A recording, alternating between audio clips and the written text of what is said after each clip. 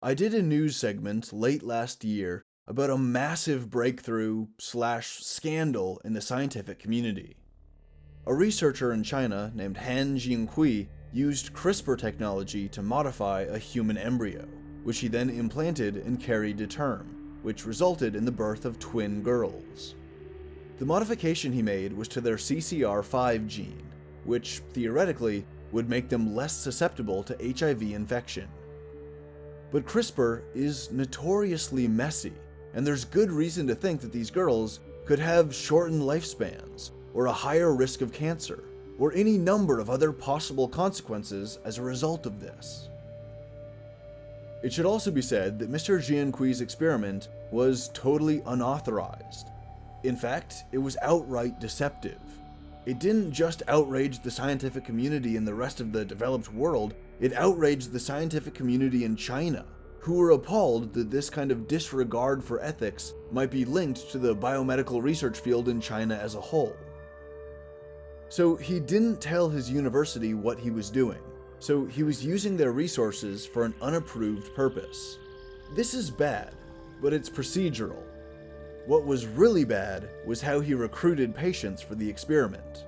He created a fake advertisement for an experimental in vitro fertilization treatment, and then prospective parents seeking to overcome their fertility problems by using this experimental IVF treatment, they came to him looking for help.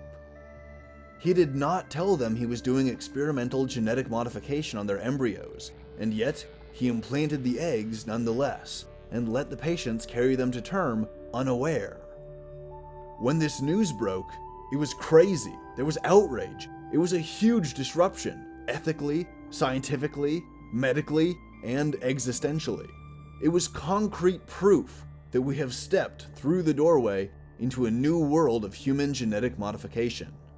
When Mr. Jiankui was interviewed last November, he said there was another woman who was pregnant with another modified embryo.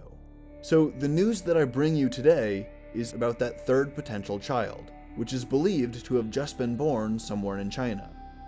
The mother's identity is confidential to protect her safety and that of her child, to the extent that the birth has not even been confirmed. It isn't even known for sure if the pregnancy is being monitored by Chinese health officials or if the pregnancy was terminated. But what we do know is that it's been about 8 months since the news broke last year, and the pregnancy was already 2 weeks underway at the time. It's an open question as to whether or not the Chinese government will acknowledge the birth of this third child. Right now, the Chinese government is being very tight-lipped about the whole issue.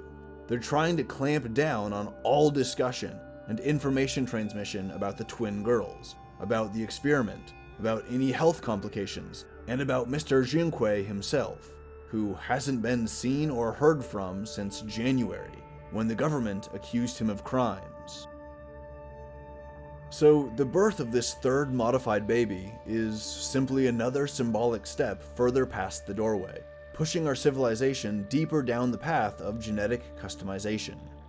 A scientist in Moscow is right now petitioning for approval to do his own CRISPR experiments on human embryos, so this trend is only accelerating. Now that it's out there, it can't be stopped, especially because the technology to do this, to alter the genome of an embryo, is relatively easy to use. It's not like nuclear technology. Every country with a modern hospital and a modern medical research facility should have the capacity to do this. I guarantee we are going to see an accelerating trend where more and more governments and even corporations begin modifying human embryos.